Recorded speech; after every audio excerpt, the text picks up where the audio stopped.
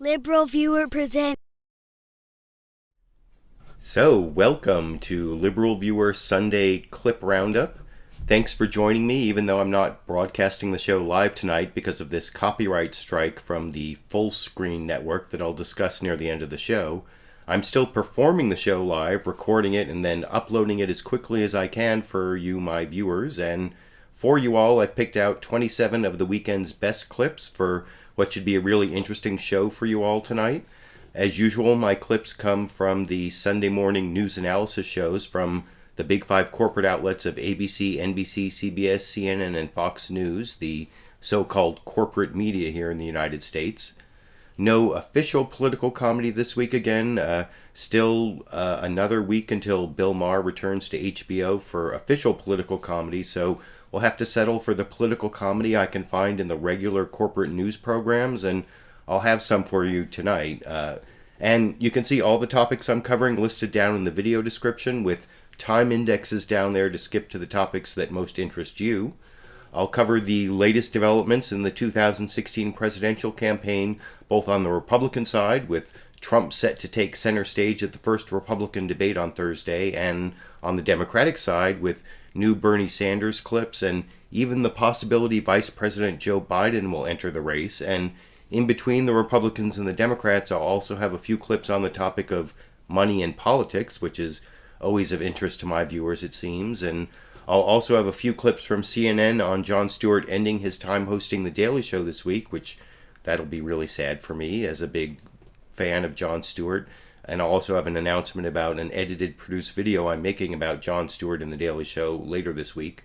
I'll also have a quick explanation of that Fullscreen copyright claim that's stopping me from broadcasting live tonight. And finally, I'll have a few clips on the issue of race. Again in the news this week with a police officer indicted for shooting and killing another unarmed black man, this time Samuel Dubose, I think is how you pronounce his name, in Cincinatti. But first, I'll start out the topic of the Republican presidential race with a little bit of political comedy. I have to show, for political comedy, I picked out for you a joke of a question from Jake Tapper.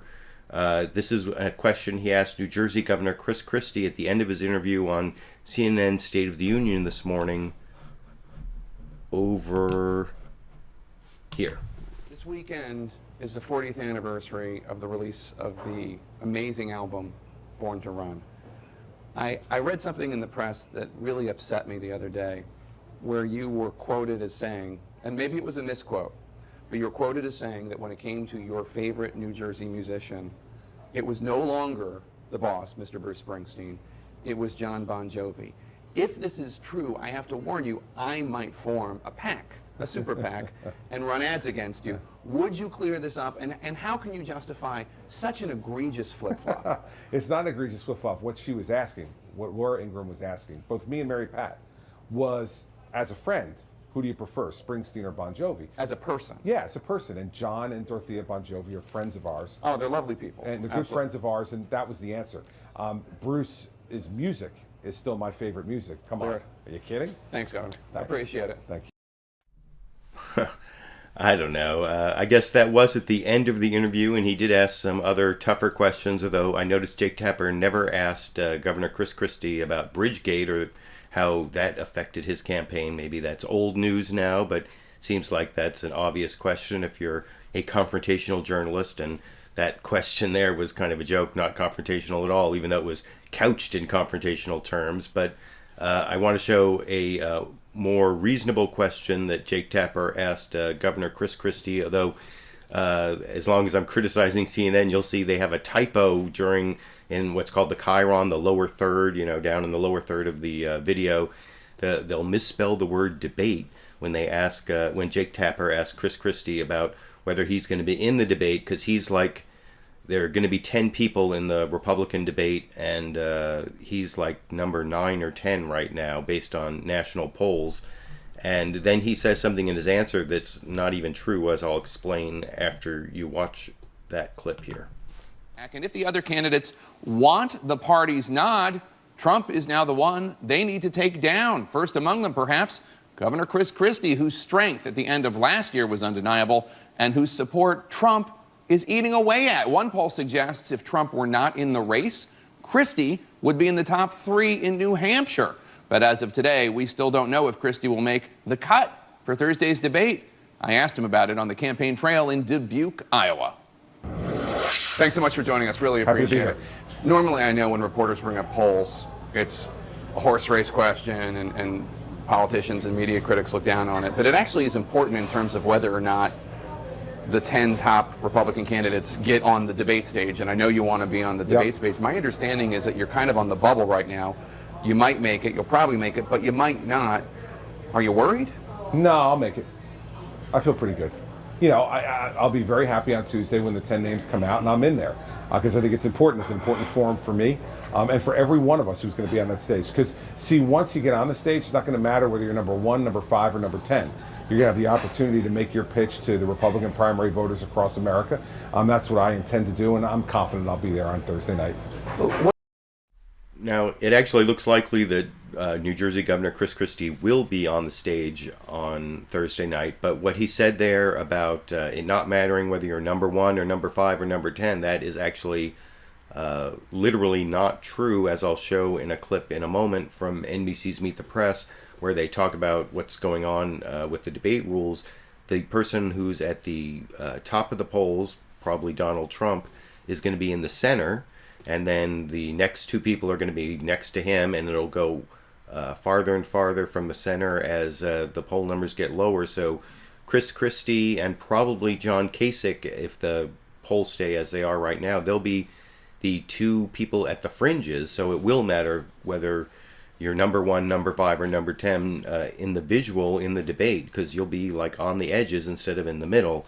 And before I get to that report from NBC and get into the whole Trump issue, I want to show one more non-Trump candidate talking about a non-Trump issue, since Trump seems to be fairly dominating most of the coverage of the Republicans. But I want to show something from Rand Paul talking about something that I thought was an important change in the Republican Party, or an important faction of the Republican Party that he seemed to be growing. This is Rand Paul answering a question over, let me make sure I get this is on NBC's Meet the Press. No, I'm sorry. This is also on CNN's State of the Union with Jake Tapper. Jake Tapper interviews Rand Paul where he's in a baseball uniform because he's like practicing for some minor league team he plays for, or something like, not minor league, but some local team that he plays for. It might even be minor league, I don't know, but I don't have that part of the intro, but I do have the part where Jake Tapper asks him about his foreign policy and attacks he's gotten both from Governor Chris Christie and also from Lindsey Graham about, Chris Christie says he should talk to the 9/11 widows and victims' families, and Lindsey Graham says he's weaker than Hillary Clinton. And, several months back, I talked about how Rand Paul was actually moving to the left of Hillary Clinton on some foreign policy issues.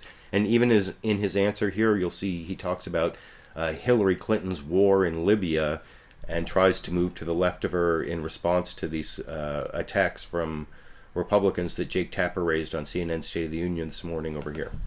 Your Republican rivals have had some tough things to say about your foreign policy views. Chris Christie specifically has implicitly called your views dangerous, including this week. He suggested that you need to come to New Jersey and hear from the widows and orphans affected by 9/11. Senator Lindsey Graham has said that when it comes to foreign policy, you're weaker than Hillary Clinton.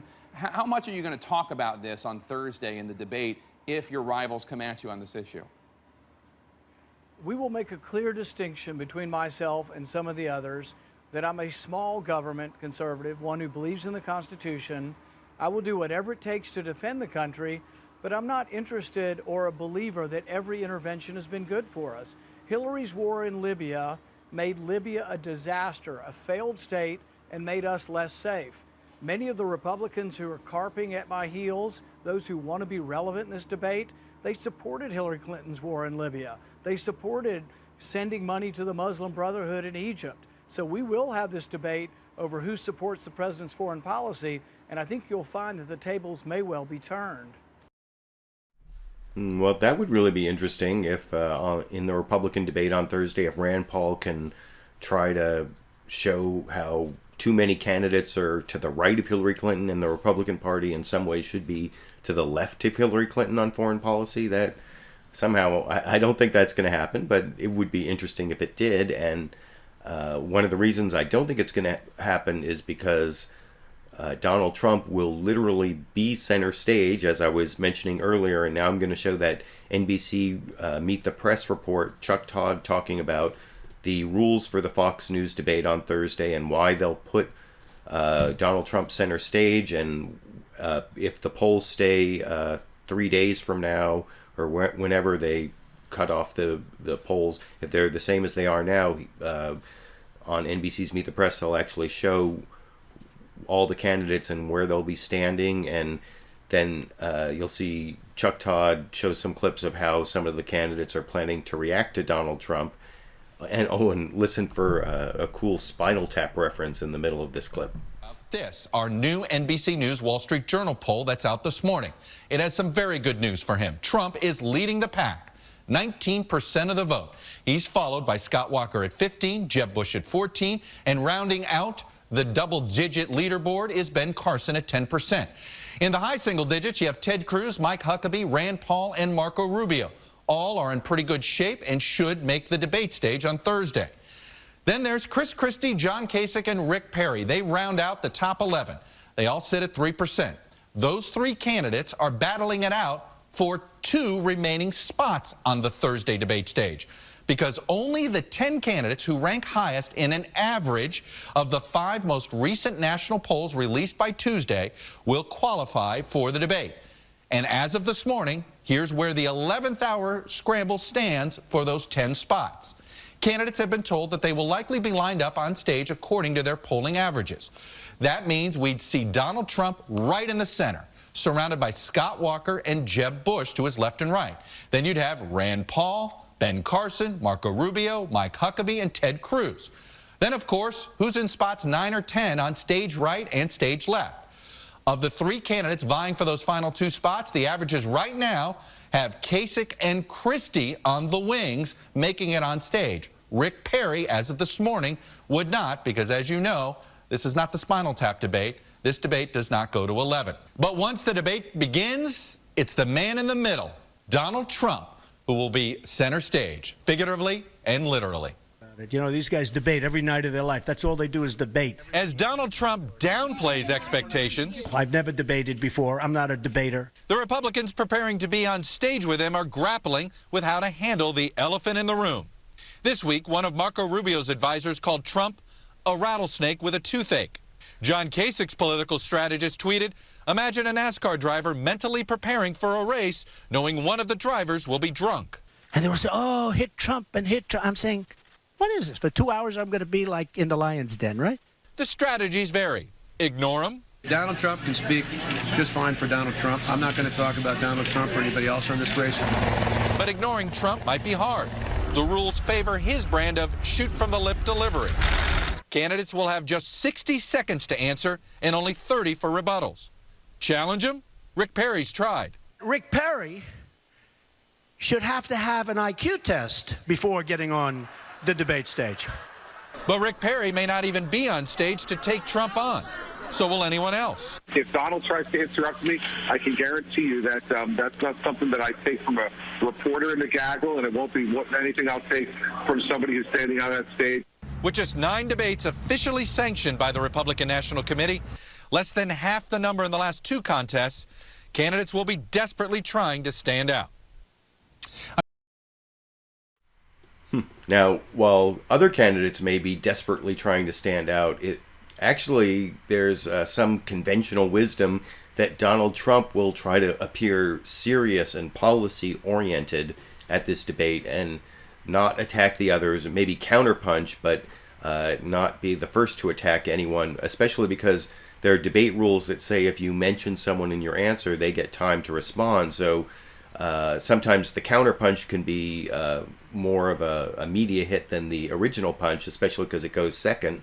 It's like the last word. And so if you end up doing a lot of attacks on your opponents in this debate, you give them the opportunity to get the last word on you in all those little interactions. Probably not a good idea. So for Donald Trump, if he's thinking strategically, or I don't know if he does think strategically, it would be better for him to attack others after they attack him, but not attack them first. Although I noticed also over on NBC's Meet the Press that Chuck Todd had a phone interview with Donald Trump. Donald Trump did phone interviews on several different programs. I don't know why he doesn't do live interviews. What's he do? Why is he like busier than any of the other people who do live interviews, on camera? And he only does phone interviews. Maybe Donald Trump's busy in church. What do you think? But somehow I don't think that's the reason he's not doing live interviews. But here's a phone interview he did with Chuck Todd on NBC's Meet the Press, where Chuck Todd actually asked him when he was going to lay out any serious policies, and he said, they're coming up, and then he went into this thing that sounded almost like this South Park episode about, they took their jobs, they took their jobs. How's that go? I don't know. Anyway, you can tell me if that fits after you watch that clip here. I'm hoping that you and I are going to sit down face-to-face soon and go in detail on policy issues. But I want to ask you about a story in this morning's Washington Post. And it says, Republican candidate Donald Trump's platform, because I said so. And there is some growing criticism that says, when are we going to see the details? When are we going to see your policy proposals? I know your campaign says you have them. There's a tax plan on the shelf ready to roll out, an education plan on the shelf ready to roll out. When is the public going to see this, sir? Well, it's all true, and we do have a lot of different policy programs, and I think they're going to be, I don't know, popular, but they're going to be something that's going to set the country back right. I mean, one of the big things is we have to take back jobs from China. We have to take back jobs from Japan and Vietnam and Mexico and virtually everybody that's taking our jobs and ruining our manufacturing base. And we have to put people to work, Chuck, because the real number is probably 21%. The real unemployment number is probably 21%. People give up looking for jobs, and they no longer become a statistic, and it's very unfair. So we have to put our country back to work. We have to get great jobs for people and good paying jobs for people, and we're going to be just fine. All right, very. So again, when Chuck Todd asked for policy, serious policies, I don't think he got much more than that South Park episode slogan, they took our jobs, or we need to get our jobs back. And that is actually fairly poll driven. That's like one of the number one issues that the American public is interested in is jobs. The economy and jobs is always near the top. And so that didn't seem like a serious policy discussion, but maybe Donald Trump will surprise and come up with some serious policies at the debate on Thursday. The next couple clips I want to show are also on the Donald Trump debate attention-getting issue. This is how ABC handled basically the same topic. First, I'm going to show a report from Tom Llamas on ABC News, both talking about how, and this in more detail, about how Donald Trump's trying to lower expectations for the debate, saying he's never debated before, and then also talking about how other candidates are trying to get attention in the wake of the Donald Trump phenomenon over in this clip. The first debate just 4 days away, and frontrunner Donald Trump not studying but spectating, taking in a golf tournament in Scotland at a course he just happens to own. As far as preparing for the debates, I am who I am. I don't know. I've never debated before. I'm not a debater. I get things done. The brash billionaire surprisingly downplaying expectations for his own performance at the GOP showdown. I have no idea how I'll do. Maybe I'll do terribly, maybe I'll do great. And who he'll take on, it's still up in the air. Only the top 10 candidates polling the highest in 5 of the most recent national polls qualify for the main stage. According to an ABC News analysis, if the debate were today, some notable names would be left out of the main event, including former Texas Governor Rick Perry and former Pennsylvania Senator Rick Santorum. Meanwhile, candidates sharpening their attack line. I'm Rand Paul, and I'm trying to kill the tax code. And if this deal goes through, the Obama administration will become quite literally the world's leading financier of radical Islamic terrorism. But are they ready to tangle with Trump, who surged to the top of the polls by winning some passionate fans, like those at this week's Bloomberg town hall? He's successful. I want to be a billionaire. Tell me what you think a Trump presidency would look like. Classy. To the American people, it would be a presidency of hope. Some analysts like 538's Nate Silver say this may be as far as Trump goes. There are about as many voters who don't like Donald Trump as who do. Trump will tout his top line numbers and say, yeah, I have 20% of the base who hypothetically vote for me today. But in the end, 20% is not enough. And when half of your own party dislikes you, you don't have very much room to grow from that 20%. John, one of Trump's main talking points is that he will win the presidency, that he can beat Hillary Clinton. But in the 3 most recent polls, Clinton has a double-digit lead over Trump. John? So that's sort of a reality interfering with the Trump vision of his victory, but I guess it's still early. Maybe he could beat Hillary Clinton after a campaign. I don't think so, but apparently Donald Trump thinks so. But the point I wanted to follow through on from that report from ABC's This Week with George Stephanopoulos, reporter Tom Llamas, is the point about Trump lowering expectations for this debate and possibly calming down and trying to look serious and not initiating attacks on the other 9 candidates.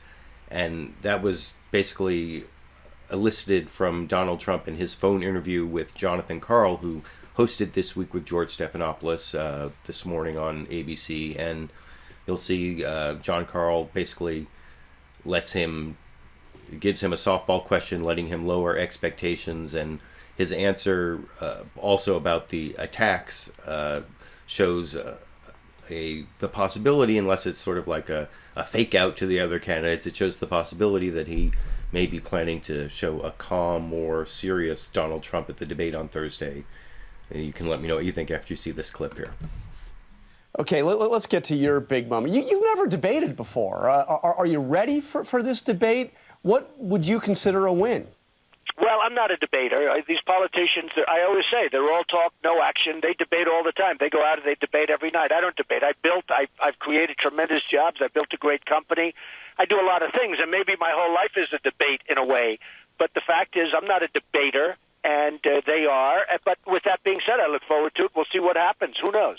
Okay, you obviously haven't been afraid to attack your opponents on the campaign trail. Now you're going to be on the stage with them. Are you going to be pulling your punches, or?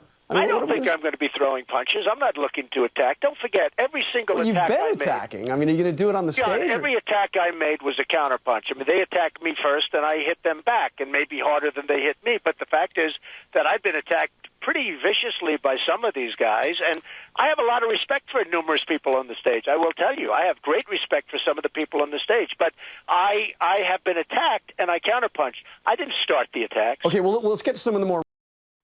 No, I actually, that might be true. I don't know if you're watching this and you've been paying attention to the blow-by-blow of the Republican field even more closely than I have. Maybe you can let me know if you think that Donald Trump initiated any attacks. It seemed like he did initiate some of them and that they weren't all counterpunches. But that clip does play into the idea that he will only be doing counterpunches at this debate on Thursday, which strategically makes sense, as I was talking about earlier, because anytime you mention another candidate, they get time to reply and basically get the last word, which probably isn't going to turn out well for you in this debate format.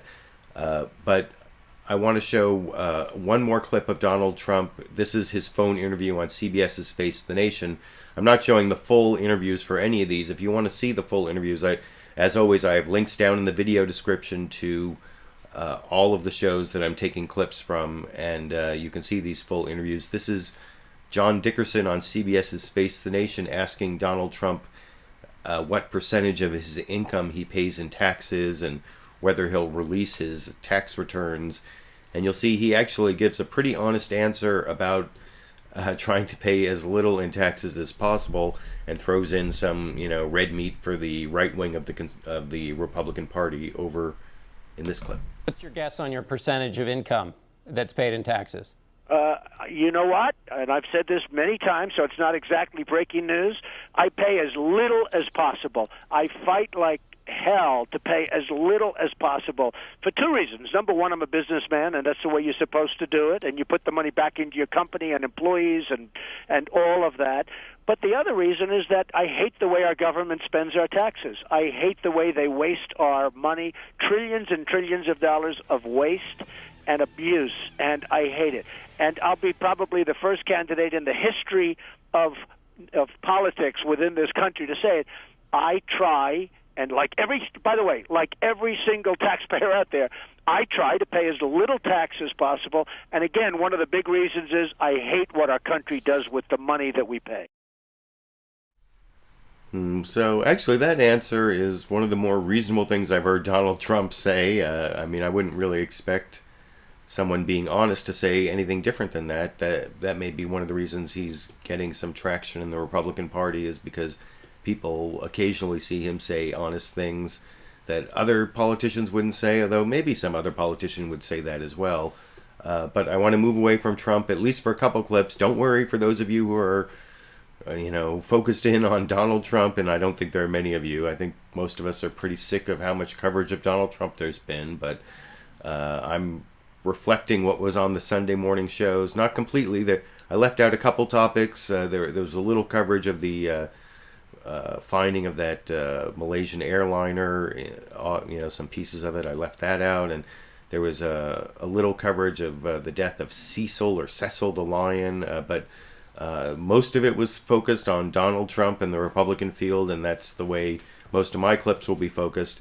But I want to show a clip that's not Donald Trump focused from the Republican field. This is former Arkansas Governor Mike Huckabee responding to a question from John Dickerson on CBS's Face the Nation, asking him about something really outlandish that he said that maybe was a reaction to Donald Trump's getting all the attention. This may be one of those Republicans trying to get attention by saying something even more outlandish than Donald Trump, and this was about President Obama marching the Israelis to the door of the oven, or in the Iran deal, or some corollary to that he was asked about on Face the Nation by John Dickerson this morning here. Let's start with your comments on the Iran nuclear deal. The president, you said, was marching the Israelis to the door of the oven. I want to know, has there ever been a modern debate where an argument was won by using a Nazi analogy? I don't know if a debate has been won, but I know that we are in a very dangerous situation because of the deal with the Iranians. We've just released $150 billion so they can buy conventional weapons from the Russians and continue what is already a very deadly pursuit of terrorism around the world. We got nothing out of this deal, John. I read the whole thing. And my comments, while the president may have called them ridiculous, what's ridiculous is that we would ever trust the Iranians, who for 36 years have vowed that they will wipe Israel off the face of the map and have vowed that they will bring death to America, and chanted it even during the negotiations. And as a person who has been going to Israel dozens of times over the past 42 years since 1973, and as a person who has stood in Auschwitz for 3 different occasions and understood the gravity of the situation, when someone is saying they're going to kill an entire group of people, we'd better take it seriously. Well, I don't know. Seems like the United States is often saying that they want to try to kill an entire group of people. I mean, group of people, but that answer from Mike Huckabee was pretty stock pro-Israel Republican talking points, though I kind of like the way the fairly new host of Face the Nation on CBS, John Dickerson, asked the question. He almost referenced Godwin's law, I think it's called, that like any internet argument will eventually turn into some Hitler or Nazi reference, and that's when we all end the argument, or no argument has ever been won that way, was his question, which is kind of true, but I don't really think it's applicable. But I didn't really think it was as scary as the non-answer over on NBC's Meet the Press when Chuck Todd interviewed another of the middle-level candidates that's going to be in the debate this week, Dr. Ben Carson, another non-politician running, and I'm going to show something he said about race at the end of the show when I get to the topic of race. But first I want to show this clip where he was talking to Chuck Todd about a Facebook question that Chuck Todd said was a simple question. It was about the Bible and the Constitution. And I'll talk about it after you see it, but look for right after Dr. Ben Carson's original answer. It's when Chuck Todd gets called on whether it's a simple question or not. I think Chuck Todd might actually be blushing, but you can let me know what you think when you watch the clip here. The Here with a question from a Facebook poster, and this one came from Victor Rausch. Simple question. Does the Bible have authority over the Constitution? He said that's a simple question. That is not a simple question by any stretch of the imagination. A simply worded question. How's that? I think probably what you have to do is ask a very specific question about a specific passage of the Bible and a specific portion of the Constitution. I don't think you can answer that question other than out of very specific context. All right. I will leave that answer there. We'll see if... Well, I don't know if you should leave that answer there. I mean, you should at least delineate different types of authority. I mean, the Constitution has supreme legal authority. The Bible basically has no legal authority. I mean, unless, you know, you're trying to interpret something legally that references the Bible somehow. That's the only reason I could think it would have any authority. But in U.S. law, the Bible doesn't have any authority, while the Constitution has supreme authority. That, you know, Dr. Ben Carson could go on and say how the Bible has moral authority and, you know, maybe even divine authority is the word of God for him as a Christian or whatever. But I don't know what that whole thing about specific passages, and that whole answer seemed kind of disturbing to me, that he doesn't know how to categorize the different authorities in terms of, you know, I can accept that people who are running for president are religious because they almost all of them are, or at least profess to be. But for someone to not be able to delineate the different authorities between religion and the supreme law of the United States, that's worrisome to me. And I don't know. We'll see how Ben Carson does in the debate. That actually might be, even though it's worrisome to me, I'm not a Republican primary voter, that might be the kind of answer that Republican primary voters find to be, you know, close to their hearts as evangelical Christians, which especially in Iowa is a big part of the electorate. But I want to move on to another Republican candidate. This is someone who it looks like is going to be in the debate as number 9 or number 10, Ohio Governor Jon Kasich. And this is going back to the Trump issue a little bit because apparently a strategist for Ohio Governor Jon Kasich earlier this week put out a tweet that didn't directly reference Donald Trump, but seemed pretty clearly to be referencing Donald Trump. And you'll see how Jon Kasich responds to a question about that on Fox News Sunday this morning, talking to Chris Wallace over in this clip. Out with the folks. You seem determined not to comment on Donald Trump, but your top political strategist, John Weaver, sent out a tweet this week. He wrote, "Imagine a NASCAR driver mentally preparing for a race, knowing one of the drivers will be drunk. That's what prepping for this debate is like." Is that how you think of Donald Trump? He won't be sending any more tweets like that, Chris.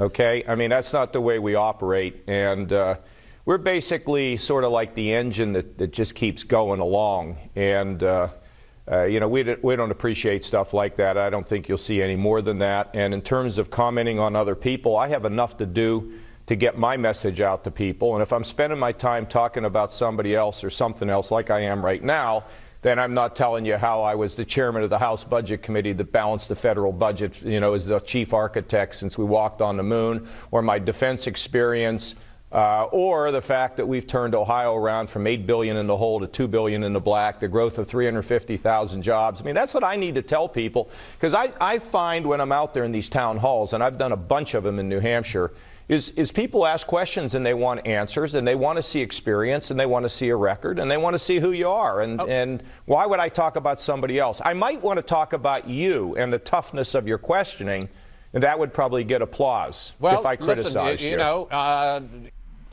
So that's the governor of Ohio saying that he's not going to talk about Donald Trump if he can help it, and seems like there was a reprimand against his strategist who posted that tweet earlier in the week that seemed to reference Donald Trump as the drunk participant in a NASCAR race. But in contrast to Governor Jon Kasich, who says he doesn't want to talk about Donald Trump, one candidate who is trying to like make a career out of talking about Donald Trump, I guess, or make his candidacy about attacking Donald Trump, is former governor of Texas, Rick Perry. And maybe the reason is that I think he's number 11 right now. He's the last or the first person whose poll numbers are too low to get in the debate based on the poll numbers as of today, and that's going to change with some new polls during the week. But here you can see Governor Rick Perry. I'm going to show the first question is kind of funny. Let me make sure I have the right clip here. It's Chris Wallace talking about some attacks from Donald Trump on Rick Perry, both about him needing an IQ test to get in the debate, and then also something I've talked about a couple weeks ago about how Rick Perry is now wearing glasses to look more intelligent. And you'll see Rick Perry respond directly to that. And it's actually kind of funny because Chris Wallace has started wearing glasses just for the last several weeks, I've noticed on the show. And that comes into the question. But then Chris Wallace also gets him to talk about his attacks on Donald Trump as a cancer on conservatism over in this clip. Frankly, you and Donald Trump have really gone at each other. He has suggested that you should take an IQ test. He went down to the border and said that you did a, quote, terrible job managing that border when you were governor of Texas. And he said this. Take a look. I see Rick Perry the other day, and he's so, he's doing very poorly in the polls. He put glasses on so people will think he's smart. And it just doesn't work. Why do you think Trump's picking on you, sir? It's really interesting. Chris, you're wearing glasses now, too, from time to time, and I think you're still a pretty smart guy. But I responded to that with the appropriate, and I said, hey, let's just go have a pull-up contest and get this over with. I mean, I think that was about the same level of which he's focused on. Here's the more important issue.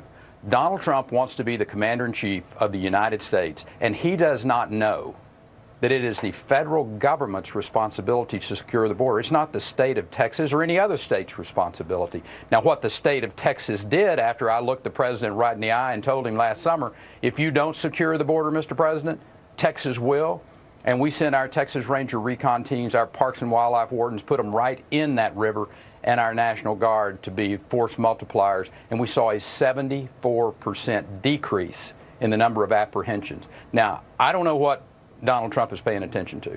But let me tell you, that is the success that Americans are looking for. And when I'm the President of the United States, the will to secure that border will reside in the Oval Office every day. And the border with Mexico and the United States will be secure. You have done more than just fire back on Trump on the issue of immigration. You devoted a major speech to Donald Trump in which you said, you accused him of a, quote, toxic mix of demagoguery, mean-spiritedness, and nonsense. And you didn't stop there. Here you are.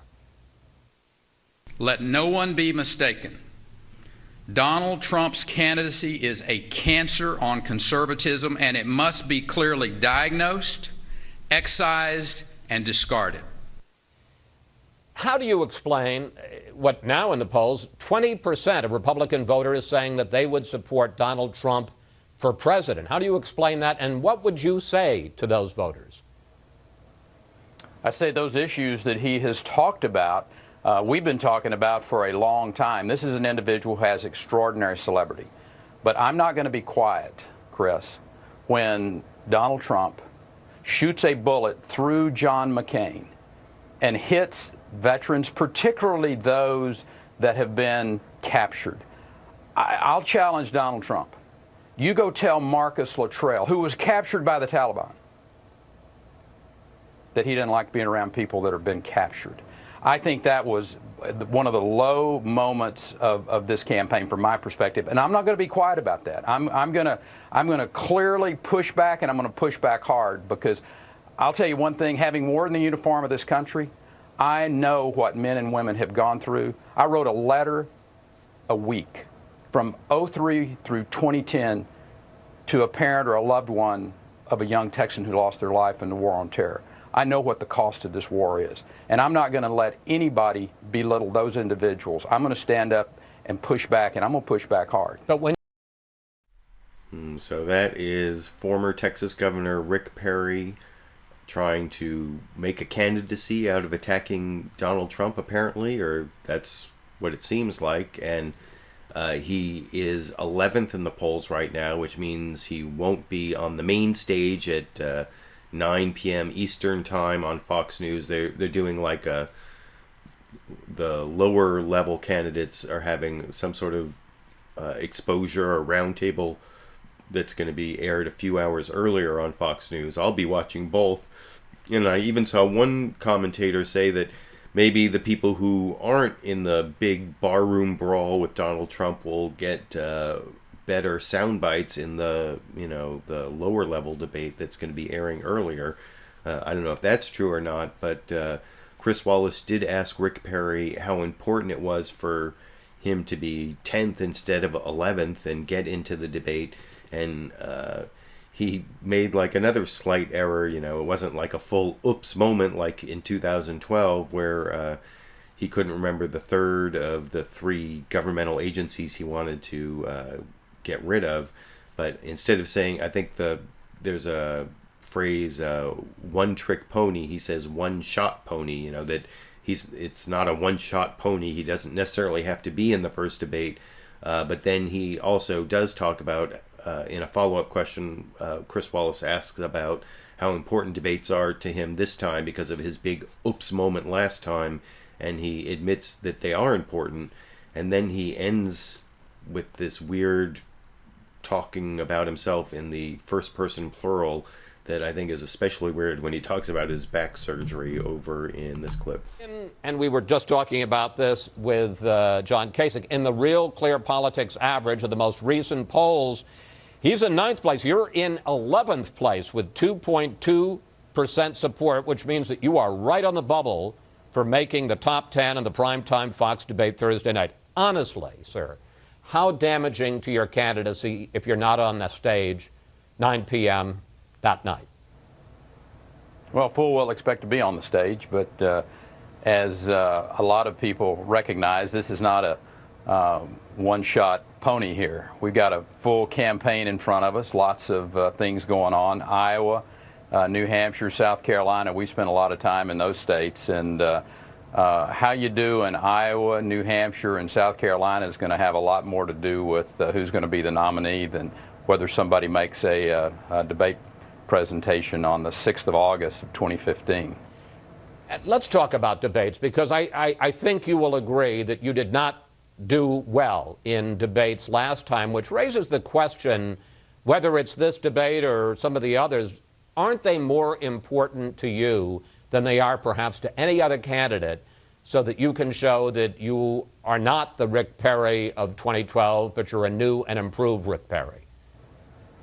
Well, you're kind in that observation, but I think a lot of people are waiting for that 6th of August debate, and they know our record. They know that this is a governor that's overseen the 12th largest economy in the world for the last 14 years, and from 2007 through 2014 created 1.5 million jobs, while the rest of the country lost 400,000 jobs. They know that we're socially conservative. All of those things have penetrated through. They want to see a debate performance that is more than passable, and I will suggest to you that's exactly what they'll get. So what are you doing? I mean, how are you preparing? And is it in the back of your mind, I can't afford another oops moment?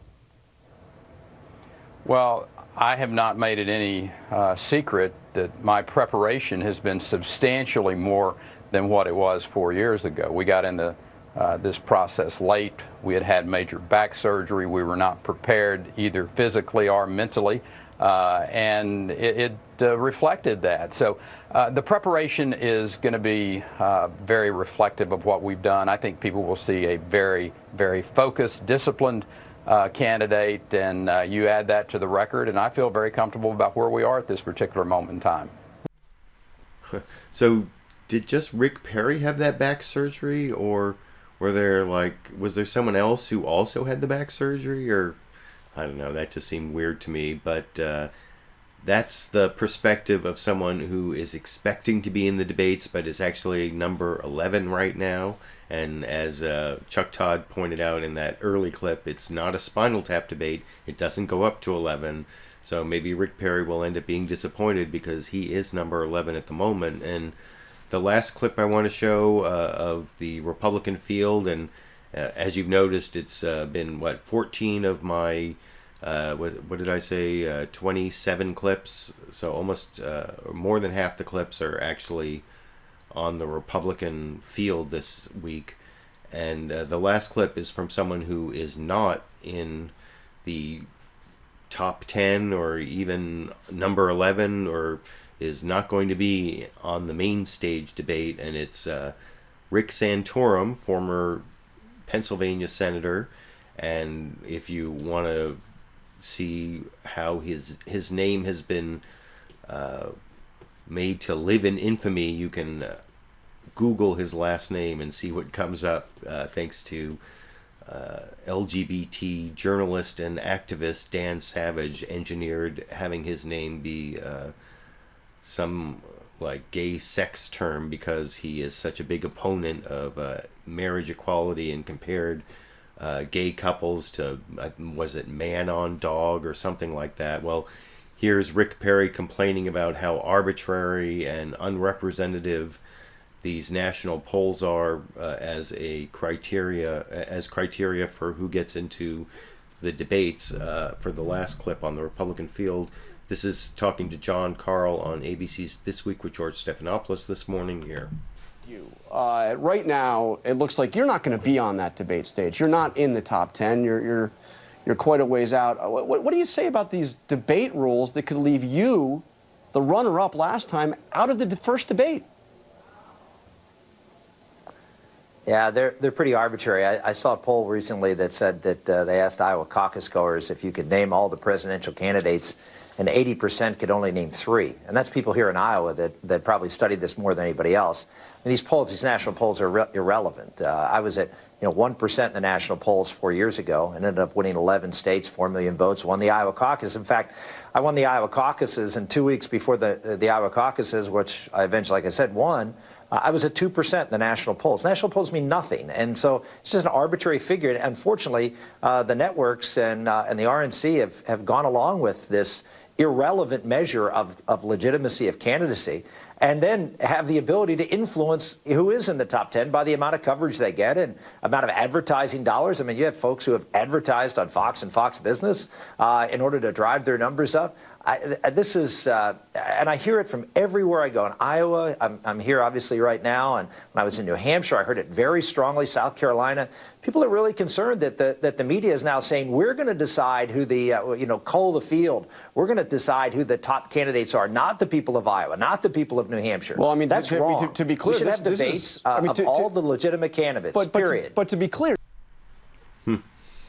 Well, I don't know. I partially agree with what Rick Santorum was saying there. I think it is kind of arbitrary the way they're cutting out some of the candidates, and I guess they are showing them in this earlier time slot, and maybe it'll even be a better debate, and what time they show the debate may not matter as much, although maybe not being up against Donald Trump, who's getting all the attention, won't get them as much attention. Who knows? But on the other hand, I think it's kind of arbitrary to give so much power to Iowa and New Hampshire and South Carolina, which are early primary states. Having lived in California most of my life, I've always thought it was kind of arbitrary that those states would get all this power in the nominating process, and usually by the time the contest gets to California, it's already settled for most of the time I've lived here, and yet California has like 10% of the U.S. population and has almost no input into who gets the Democratic or the Republican nomination. Occasionally it's happened, but not very often.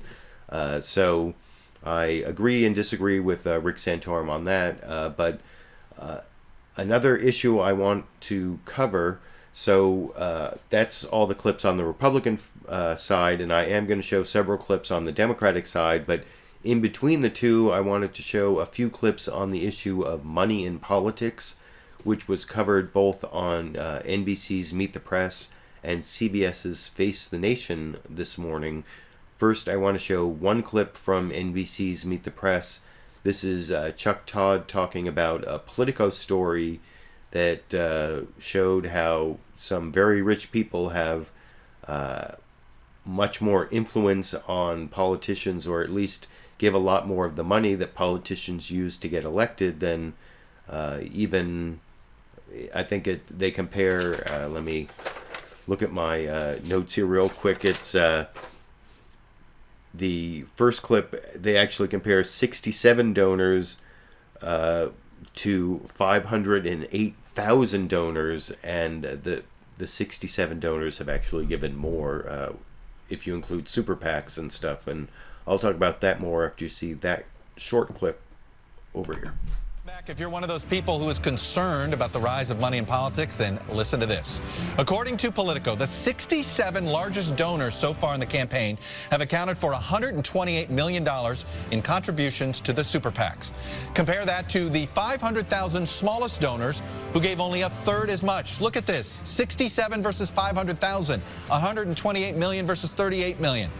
And the New York Times reports that fewer than 400 families have donated half of all the money raised so far in the 2016 election. These are some shocking numbers early on in this campaign season. No doubt there will be more shocking as time wears on. Coming up. Yeah, shocking. Shock that there's gambling going on, that rich people have more influence in politics. But, of course, as I've talked about many times, I think the antidote to that problem is not a constitutional amendment to overturn Citizens United, as I'll talk about more after I show a couple more clips, but actually public financing of campaigns. I do think the influence of money in politics is a real problem. I want to make that clear right up front, but I think the solution isn't a constitutional amendment. It's public financing of campaigns through matching programs that even if they don't give every candidate the massive amount of money that some people can get through these super PACs, will at least give them enough to get their message out there. And I want to show actually a slightly more detailed coverage of the money in politics issue over on CBS's Face the Nation. That last clip from NBC's Meet the Press was about 40 seconds long. This is like a 90-second coverage of the same issue from CBS this morning over here. I want to take a look now at the driving force behind the 2016 campaign, money. Friday, the super PACs, those political action committees full of cash, filed their first reports. Taken together with the reports filed by the individual candidates, they provide the first look at who is paying for the campaign. Jeb Bush is at the head of the Republican PAC. His combined totals are nearly $120 million, followed by Ted Cruz with $53 million. Marco Rubio at $26 million, and Scott Walker with $20 million. Hillary Clinton has raised $69 million. Super PAC donations are unlimited and mostly unregulated. So far, 61 people and entities have given more than $1 million to the super PACs, which are on tap to flood the airways with ads, most of them negative, and finance turn-out-the-vote operations. The trend is clear.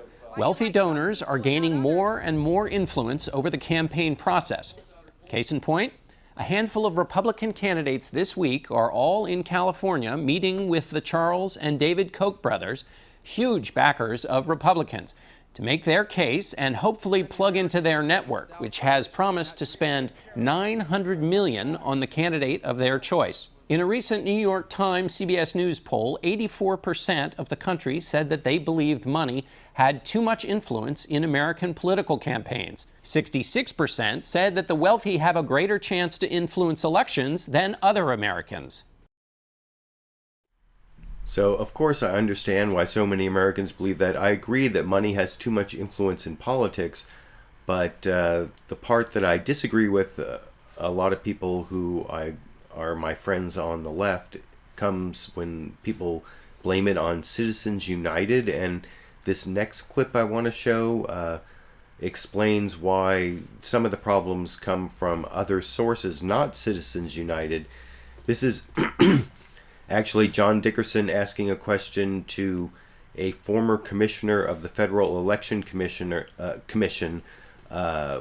Trevor Potter, who some people may recognize because he appeared on the Colbert Report several times to as Stephen Colbert's lawyer helping him set up his parody super PAC. Actually, it was a real super PAC that raised a lot of money and was like a lesson in how super PACs can actually coordinate with candidates, even though they're not supposed to be allowed to, and can make money into dark money and all sorts of stuff. But here's Trevor Potter talking about how Citizens United actually contemplated that there would be full disclosure and that the FEC would enforce rules against coordination between these independent expenditures by super PACs and the candidates, but that doesn't happen because of the deadlock in the Federal Election Commission.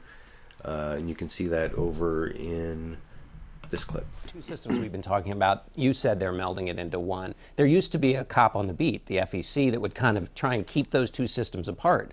The cop's not on the beat. Well, the chair of the FEC has referred to the commission as worse than dysfunctional.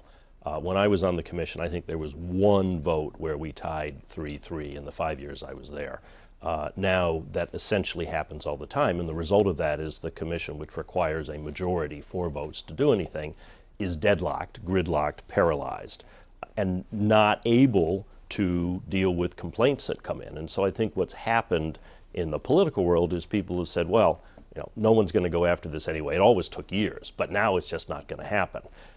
And so you've ended up in a situation which clearly the Supreme Court didn't intend. And Citizens United, when it said corporations could spend unlimited money and basically said this independent speech is a good thing, they said it's going to be fully disclosed, which it has not been. We have the dark money you pointed out, the secret money that goes in, and that it would be completely, wholly independent of parties and candidates. And it's not. These are groups that are visibly set up. There's an argument that they will make, well, I set it up before I became a candidate, or I'm not actually and this is the super PACs. The I super set up PACs, the super PAC correct. before I was a candidate. And then these other groups. So the FEC is essentially now out of the game, and the result of that is people are pushing the lines, and when a candidate sees someone else doing something, they dive in and do it as well, because they don't want to be at a disadvantage. Any chance? So that is an important nuance in the whole Citizens United debate that I always want to point out to my friends on the left, that the Supreme Court decision in Citizens United didn't create this problem with the super PACs having independent, so-called independent expenditures from candidates that are really coordinated with former staff members and in other ways that really circumvent the law. That if the FEC were not deadlocked all the time and basically a toothless entity, there might be enforcement of these rules against coordination between campaigns and super PACs. And then also, if Congress passed more stringent disclosure laws, that might solve some of these problems. But the biggest way to solve the problem, like I said at the beginning of this topic, is public financing of campaigns, both on the presidential level and on the congressional level. I think through matching of small donations and free broadcast time, because TV time is one of the most expensive things for campaigns to spend money on. And I think that the federal government could require broadcast stations to give that free time just based on the FCC, broadcast licenses that they get. They should be able to do that in the public interest. And that's more my solution than some constitutional amendment that would have to amend the First Amendment in some way and might have some effects on free speech that some of the proponents are not really seeing. And every time I see the actual text of one of these amendments to the First Amendment that stops Citizens United, it always seems like it's going to have unintended consequences for free speech that I find unacceptable. And anyway, that's the last I want to talk about that topic. So the next topic that I want to move on to is also on the 2016 presidential campaign. This is the Democratic side, Hillary Clinton, Bernie Sanders, and the big news, at least as a possibility this week, was that Vice President Joe Biden might get into the race.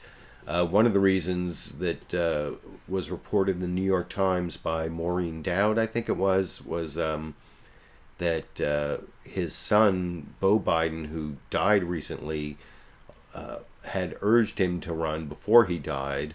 And, you know, that, of course, is a big emotional reason for Vice President Joe Biden to run. But there's also a polling reason that was covered in a short intro or segment over on NBC's Meet the Press that I want to show to start this topic off over in this clip.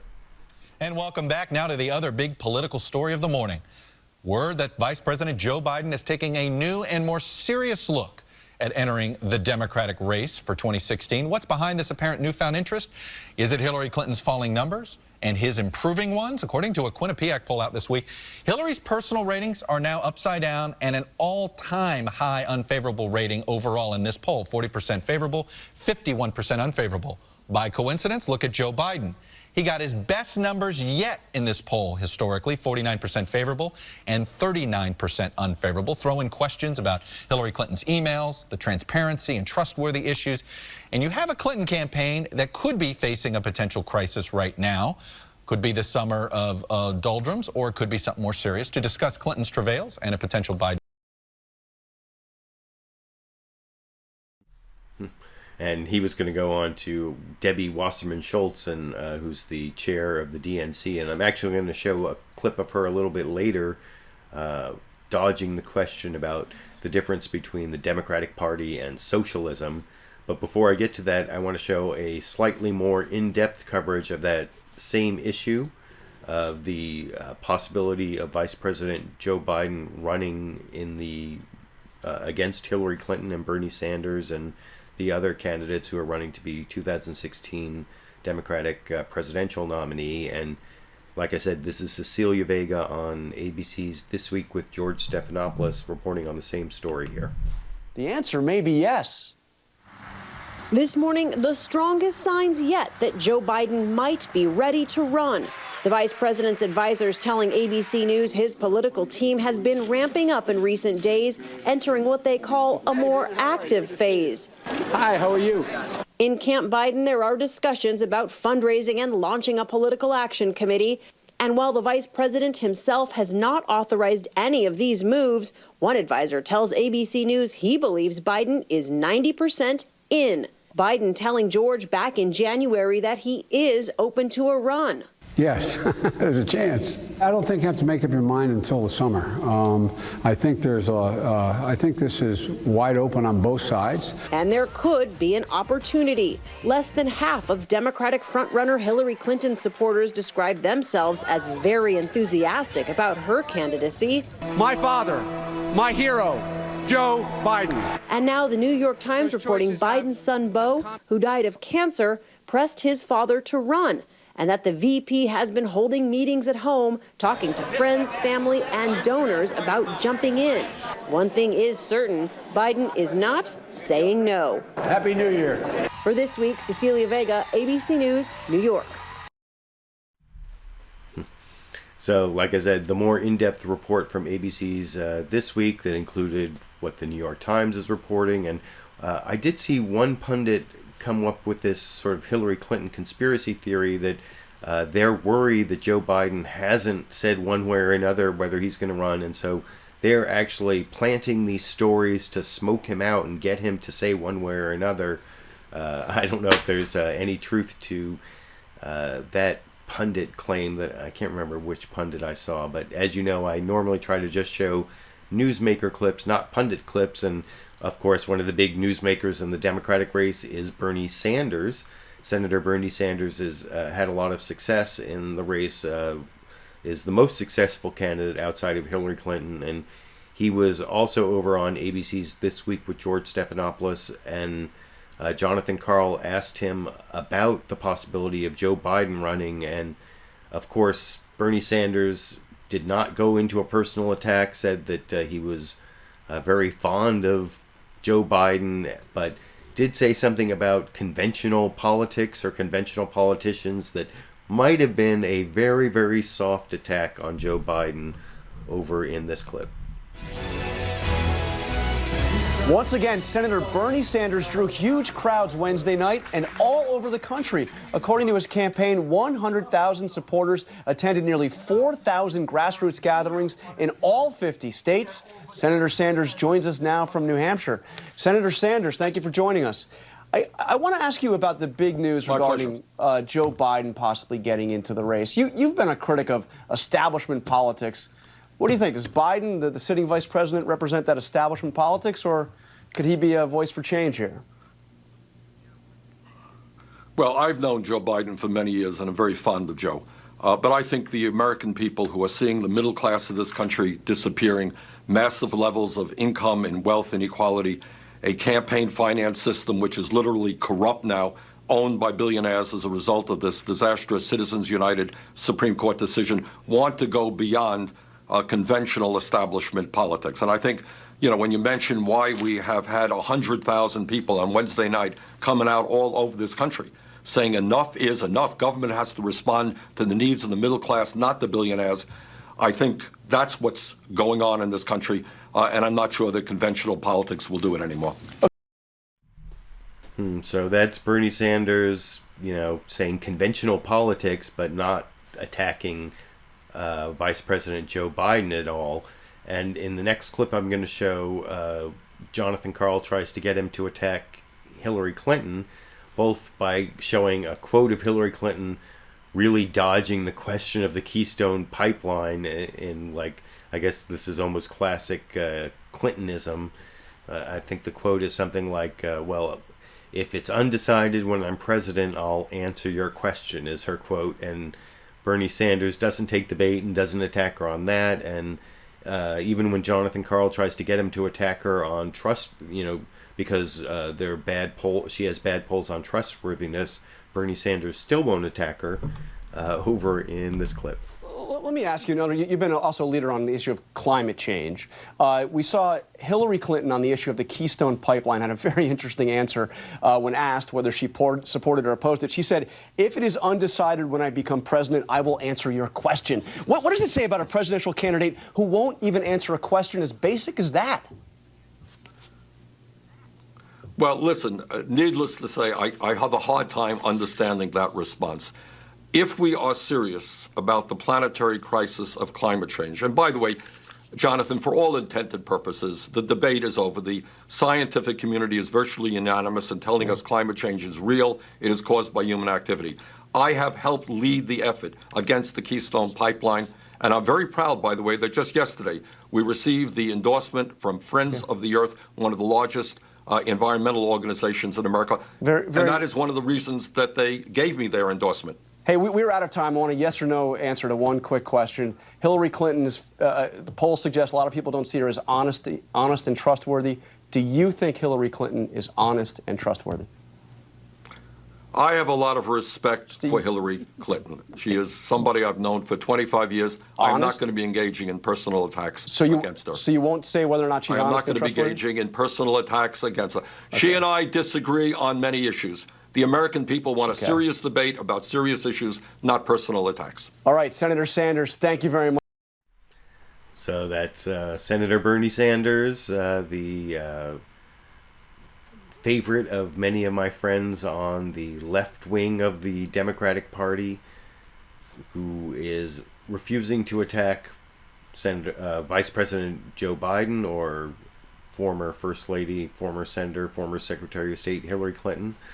Neither one of whom are, you know, necessarily going, or Biden's not going to be a candidate, and Hillary Clinton, I don't know when she's going to debate Bernie Sanders, but I'm definitely looking forward to that debate. I don't really think Joe Biden's going to be a candidate, but I suppose anything's possible, but before I leave the topic of the Democratic field, I want to show one more clip. This is the one I promised from the chair of the Democratic National Committee, Debbie Wasserman-Schultz, who is also a member of Congress from Florida. I think she's from Florida. And this is actually relevant to the Bernie Sanders campaign. Apparently, on Thursday on the Chris Wallace show, on MSNBC, Hardball with Chris Wallace. She was asked the question about to differentiate the Democratic Party from socialism, and she really either couldn't or didn't want to make that argument because she dodged it with this claim that, well, this election's really about the difference between Democrats and Republicans. And then over on NBC's Meet the Press, talking to Chuck Todd, he gave her a second chance to answer the same question, basically. And 3 days later, she basically did not have a better answer. And I'm going to give a better answer after I show that clip over here. Now, you were on with one of our panelists this week. You were on with Chris Matthews, and he asked you a question about Bernie Sanders. Let me play the clip and then get you to respond on the other side. I just realized I said Chris Wallace a couple times there when I meant Chris Matthews. The question was actually from Chris Matthews on Hardball on MSNBC. Sorry about that little slip of the brain or whatever. Here's the bad answer from Debbie Wasserman-Schultz on the difference between Democrats and socialists over in this clip. Now, you were on with one of our panelists this week. You were on with Chris Matthews, and he asked you a question about Bernie Sanders. Let me play the clip and then get you to respond on the other side. What is the difference between a Democrat and a socialist? I used to think there was a big difference. What do you think it is? The difference between a Democrat like Hillary Clinton and a socialist like Bernie Sanders. What's the difference between being a Democrat and being a Republican? Well, what's the bigger difference? What's the big difference between a Democrat and a socialist? You're the chairman of the Democratic Party. Tell me the difference between you and a socialist. The relevant debate that we'll be having over the course of this campaign is what's the difference between a Democrat and a Republican? I think there's. Given that Bernie Sanders is an unabashed socialist, believes in social democratic governments, likes the ones in Europe, what is the difference? Can you explain the difference? You know, Chuck, it's always fun to be interviewed by Chris Matthews, and I know that he enjoys that banter. The important distinction that I think we're going to be discussing, I'm confident we'll be discussing in this campaign, is the difference between Democrats and Republicans. The difference between Democrats and Republicans is that Democrats want to make sure that people have an opportunity to reach climb the ladders of success and reach the middle class, have a good education, have a secure retirement. Look at the Republican field. What they stand for is the extremism that you've seen on full display over the last few weeks, which is why Donald Trump is their front runner. I mean, Donald Trump is essentially a reflection of where the Republican Party is today, limiting a woman's right to make her own health care decisions, supporting, shifting to a more privately focused education system, ending Medicare as we know it. That's the important and relevant contrast as we go through the next 18 months of this presidential election. Very quickly.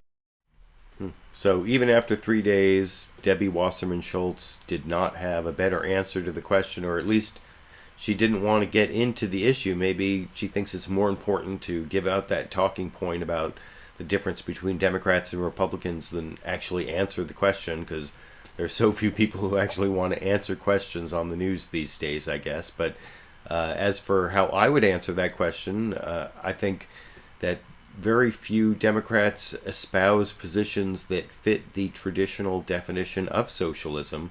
The traditional definition of socialism is government or collective or group ownership of the means of production. And there's almost nothing that there's very little actual socialism in the United States. What would it be? Amtrak, the post office? Even if we had a single payer system, if the government just was the one payer, but hospitals were privately owned and employed doctors, not the government, that wouldn't even be socialism. The only single payer system that's socialism is when the government actually owns the hospitals and employs the doctors. So there's very little that's traditional socialism that Democrats espouse. They do believe in a strong social safety net, and some people think that income redistribution, taxing the rich and giving benefits to the poor and even the middle class, that's socialism, or democratic socialism like Scandinavian countries, and Bernie Sanders has talked about that. I think that's a little bit bending the definition of socialism, but it is sort of like social welfare state. the social welfare state isn't necessarily socialism, but that's something Democrats believe in, and even some Republicans used to believe in it, and they'll to some extent defend Medicare and Social Security because so many people who depend on it vote. But anyway, that's my better answer, or what I think is a better answer to the question about the difference between Democrats and socialists. And that's the last clip I want to show on the Democratic side of the 2016 presidential campaign. So the next topic I want to get to is a couple clips from CNN State of the Union where they covered Jon Stewart leaving The Daily Show this Thursday. I will actually be making a video about something Jon Stewart did last week in response to a Fox News claim that he had secret meetings with the Obama administration, which is kind of a joke, and it may be the last edited, produced video I make with Jon Stewart clips from The Daily Show in it, so look forward to that coming up on maybe Wednesday or Thursday. I wish I could preview it for my patrons, but I can't, as I'll explain at the end of this Daily Show topic. But first, here's Jake Tapper actually talking about those so-called secret meetings with President Obama in the introduction to the first half of the story they ran on Jon Stewart leaving The Daily Show and his history at The Daily Show and the impact he's had. Well, this is just the beginning of that. It's about 2.5 minutes long in this clip. Welcome back. The news from Politico that Daily Show host Jon Stewart met privately at the White House with President Obama at least twice suggested to some critics that the liberal political satirist was less about speaking truth to power than he was about helping President Obama. To others, the visits just confirmed the unique and significant role that Stewart plays in our political culture. And later this week, Jon Stewart will bid that role farewell as he hosts his final Daily Show. Craig Kilborn is on assignment in Kuala Lumpur. I'm Jon Stewart. 16 years ago, when Jon Stewart took the helm of The Daily Show, it would have been difficult to predict the stature he and his show would achieve. The location where candidates would come during a tough primary season. Tomorrow is perhaps one of the most important days of your life, and yet you have chosen to spend the night before talking to me. Senator, as a host, I'm delighted. As a citizen, frightened. Your response? It is pretty pathetic. Or to declare a candidacy. I am on your show to announce that I am a candidate for President of the United States.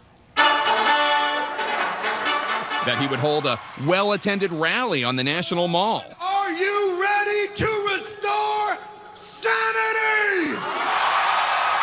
Or that he would be perceived as so influential, especially among young voters, that the President of the United States, whom he obviously greatly admired, would privately chide him to not feed cynicism. Stewart's influence grew quickly with the election of President George W. Bush, when Stewart's politics found ripe targets. I spread democracy. I'm a pusher, not a user. And Democrats, hungry for anyone to challenge the Bush administration, turned to him. John, when the waters from Katrina began to rise, it would have been easy to rush back to Washington. This president stuck it out for 2 more vacation days. What do you call that? What do I call that? An abdication of Oh, yes, I agree. Dedication. She's the one Daily Show reporter who makes the others look like a bunch of pussies. Longtime correspondent Samantha B tells us that Stewart was an even-keeled captain of their ship with a clear eye on where they were headed. His editorial point of view was always so sharp, and so we always went out into the field with a really clear point of view, and we would just hit that point of view again and again and again and again.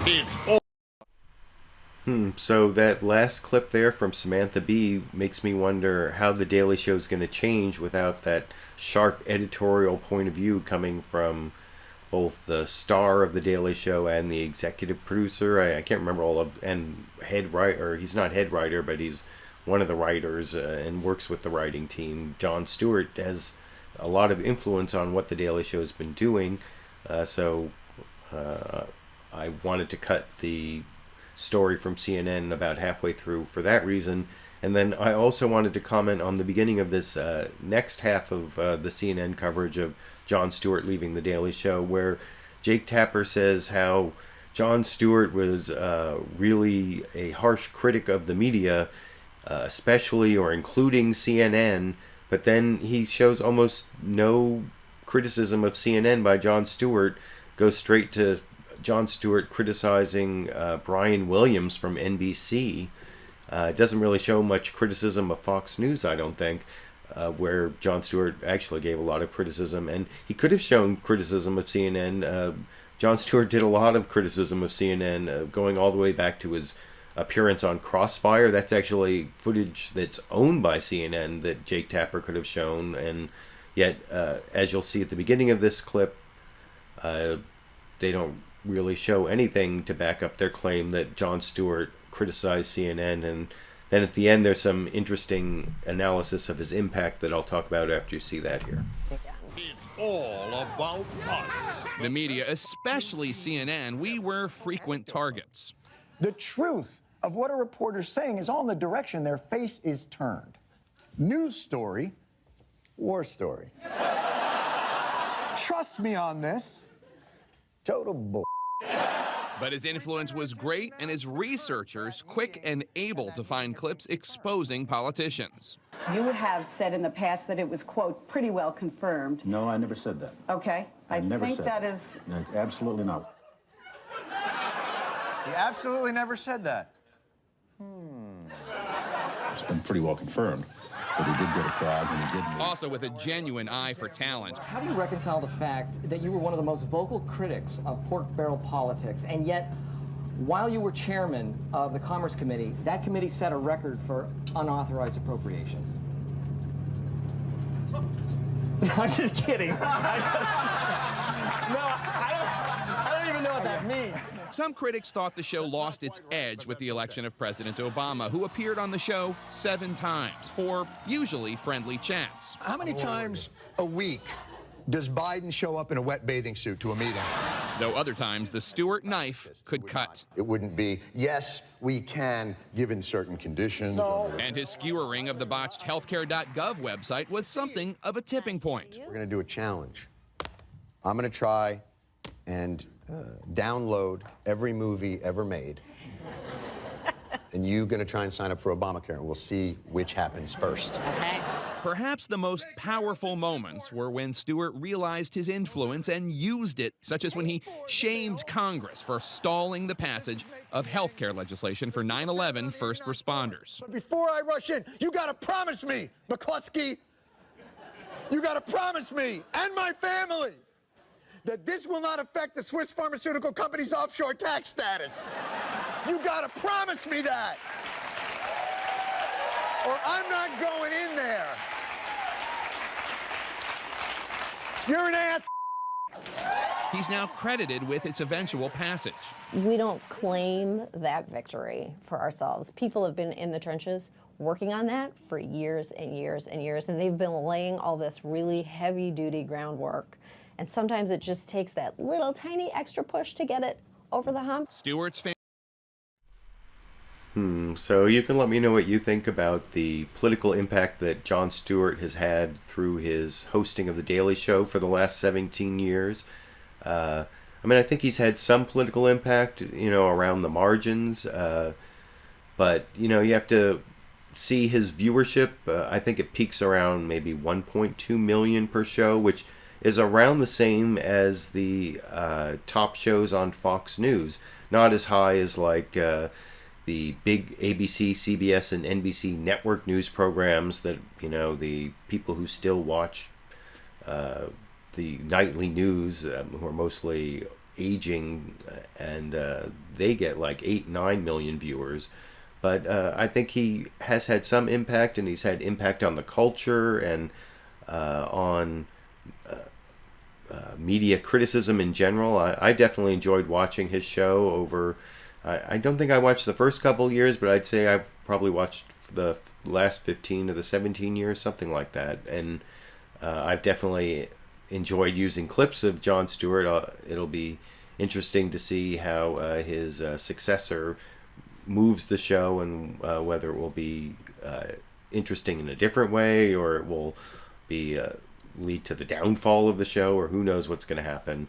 But like I said, I am going to make a video about that question of whether Jon Stewart was too close to the Obama administration, whether he had secret meetings, and also the Fox News coverage of that last week. It's going to be something like Jon Stewart burns Fox News hypocrisy on supposed secret meetings with Obama. And I should have that uploaded on Tuesday, so look for that. Unfortunately, I can't show it to my patrons beforehand as a draft video, which I've done in the past, because that's the next topic I want to get to. So I've had this copyright strike from the Fullscreen network. Here you can see how it's affected my channel. You can see the strike there. Supposedly it's going to last until January 24th. It stops me from uploading unlisted videos, which is how I used to upload those draft videos for my patrons and show them. It stops me from live streaming. That's why I'm uploading this as a recorded live broadcast, because I'm recording a live performance of the show, but I have no live viewers and there's no live streaming. This is based, as you can see, on my video from 3 weeks ago, LiberalViewer Sunday Live Clip Roundup 116. This is the 119th episode, because I started the show with a clip of David Letterman doing this surprise top 10 list about Donald Trump, and I showed the entire top 10 list because then I went on to criticize it for what was in it and what wasn't in it.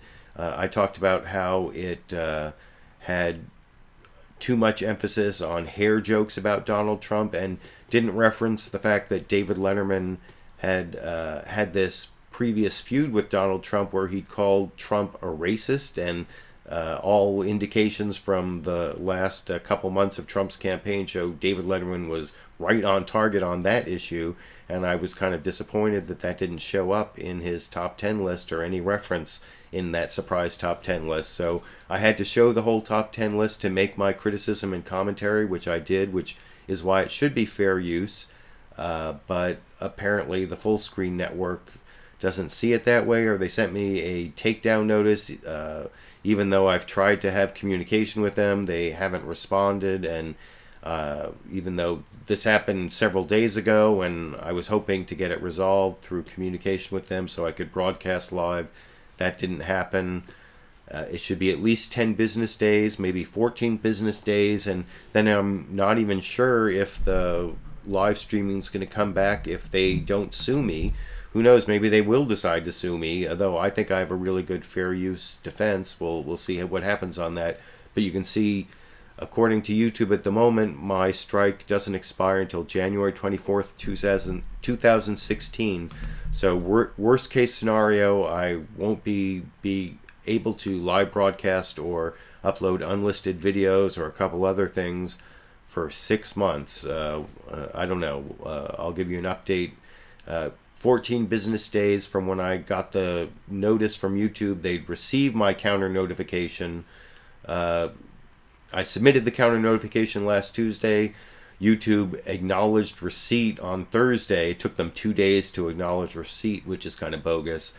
So 14 business days from last Thursday means there may be 3 different episodes of LiberalViewer Sunday Live Clip Roundup, which will not be broadcast live. And I apologize for that, and I really hope it doesn't last till next January. But anyway, that's the explanation for that problem. So the last topic I want to cover is the issue of race, which it seems almost every week there's another unarmed black man or unarmed black woman who gets shot by a police officer or arrested.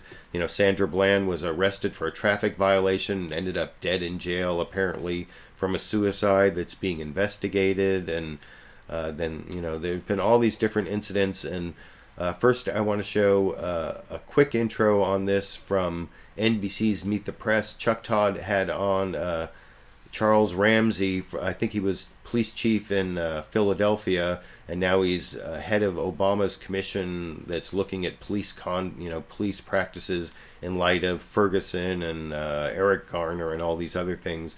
I'm not going to show any of that interview, but I want to show a quick introduction that Chuck Todd did on the topic that also starts with video of this latest incident in Cincinnati, this Samuel Dubose, that led to the actual indictment of this university police officer in Cincinnati over in this clip. Sadly, it's becoming almost a weekly occurrence. Another disturbing video showing a white police officer killing an unarmed black man. It was a body camera video that helped lead to the indictment of University of Cincinnati police officer Ray Tensing for the death of Samuel Dubose this past week. Tensing claimed he was dragged by Dubose's car, but the video seemed to tell a very different story. It's another example of why calls for more police officers to be equipped with body cameras are getting louder. But the problems that the videos from Staten Island to North Charleston to Cincinnati are highlighting aren't going to be solved just by cameras. Is there a problem with the way we recruit and train police officers in this country? Joining me now is Commissioner. And like I said, I'm not going to show any of that interview with Charles Ramsey, but I do want to show a couple Republican candidates responding to the issue of race. And it's kind of sad that I don't think either of them really gets it. And it's also kind of sad that there was so little coverage of this latest incident from Cincinnati on the Sunday morning news programs from the corporate media. I think that may be a result of what Chuck Todd said at the very beginning of that last clip about how it seems like it's every week. Maybe the news programs are getting habituated. It's, if it happens every week, it's not really news anymore, though that's one of the great things about the Black Lives Matter movement. That is really keeping this stuff in the news. But I want to show a clip of Governor of New Jersey, Chris Christie, over on CBS. No, I'm sorry. This is on CNN State of the Union. Jake Tapper asks him about the incident with Sandra Bland, the incident with Samuel Dubose in Cincinnati, and asks if there actually is a racist police problem. And he does say there is racism, but then he goes back to this community policing thing that isn't really part of the solution, as I'll discuss after you see that clip here. A lot of cases this year, and especially recently, in Cincinnati, we saw it recently with that traffic pullover that ended up with a black man dead, killed by the police officer. We saw the Sandra Bland incident in Texas. Do we have a problem here? Is there a problem nationally with police not treating African Americans fairly? I think that there's a problem across the country with our citizens and our police force interacting with each other in a positive, constructive way. And we've seen it manifest itself in those examples and others, and you get Ferguson or a number of other places you could talk about that's happened. We need to engage in a different way, and you see what we've done in Camden. In Camden, we brought an entirely new police force, and we trained them in a different way in community policing. They're on foot, they're on bicycles, they're doing town hall meetings with the citizens where they go and they talk about these issues. There will always be some police officers that don't act appropriately, and there will always be some citizens who don't act appropriately towards police officers. But we have a bigger problem, and I think that is re-teaching both the community and the police force on how to work together. Well, I mean, there is something to good communication between the community and the police force that does help in some of these instances, although community policing can also mean the broken window strategy, that you have to be like zero tolerance about the most minor infractions, and that's also that I think is not helpful to the community relations that New Jersey Governor Chris Christie was talking about there. And then the last clip I want to show on this issue of race and the Black Lives Matter movement comes from the one African American candidate in the Republican field. I think I promised this earlier. It's Dr. Ben Carson explaining his previous comment that he sort of denies making, that the Black Lives Matter movement is silly. And instead he says it's the controversy over saying white lives and all lives matter. And I don't think he really gets it. And Chuck Todd tries to explain it to him in a way it reminds me of that word mansplaining, where like men try to explain women's issues to women or feminism to women. This is like Chuck Todd trying to explain Black Lives Matter to Dr. Ben Carson, and he doesn't even get it over in this clip. You spoke to the National Urban League earlier this week, and you were also, in an earlier interview this week, asked about the Black Lives Matter movement. And you called it silly. Why did you call it silly? Well, you know, I don't recall calling it silly, but what I called silly is political correctness going amok. That's what's silly. When, you know, I guess it was Martin O'Malley who said, you know, Black Lives Matter, White Lives Matter. He got in trouble for that and had to apologize. That's what I'm talking about is silly. Of course all lives matter, and of course we should be very concerned about what's going on, particularly in our inner cities. It's a crime. You know, for a young black man, the most likely cause of death is homicide. That is a huge problem that we need to address in a very serious way. Well, and that is what the Black Lives Matter movement is doing, and why they criticize politicians for saying all lives matter, because their point is until that there is an equality here, that particularly you brought up African-American men and that overall stat, but think about the issue of police custody, that an African-American is more likely to die in police custody than any other race or ethnicity. Yeah, but again, I think we need to look at the whole picture. One of the things that I always like to point out to people is, how about we just remove the police for 24 hours? Can you imagine the chaos that would ensue? And the vast majority of police are very good people. Are there bad apples? Of course. But if you hire a plumber and he does a bad job, do you say all plumbers are bad, let's go out and kill them? I don't think we do that. We need to be a little more mature. But certainly in cases where police are doing things that are inappropriate, I think we ought to investigate those promptly, and justice should be swift. All right, let me go to some other issues. I don't know. I didn't really think much of Dr. Ben Carson's response there about what if we didn't have police for a day, because that's one of those false choices, you know, false dichotomies. We actually want good police. We don't want no police, right? Unless you're an anarchist. I don't think that's not even socialism. That's, you know, Democrats, socialists, no anarchists that I know of running.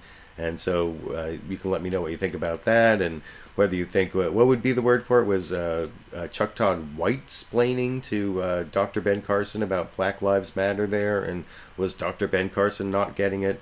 And let me know what you think. That's the last clip for the show tonight. I apologize, like I said, for not broadcasting live, but I have recorded this entire show live before a studio audience of just my dog Sandy over there lying on the floor. I wish I could have had some live viewers and read through your comments, and hopefully in a few weeks that will be back. If you want to help support my channel through these copyright problems, and there are several other copyright problems I haven't even talked about that have been affecting my ad revenue, I'll put a little link that if you hover your mouse over the video, there should be a little eye there where you can become one of my patrons or make a direct donation through fan funding to my channel. That will help me keep making these videos despite some of the problems that YouTube is putting me through. And like I said, look forward to this edited, produced video, tentatively titled "Jon Stewart Burns Fox News Hypocrisy on Supposed Secret Meetings with Obama." And that should be coming out on Wednesday or Thursday, maybe. And hopefully there'll be some ads on that, and it won't get some sort of copyright strike. But I will be broadcasting or uploading this show next week, sometime Sunday, as soon as I have all the clips done and can record the show and get it uploaded. And I hope you enjoy watching it, and I hope it'll be back live sometime soon. Until then, I'll be seeing you all around the internet.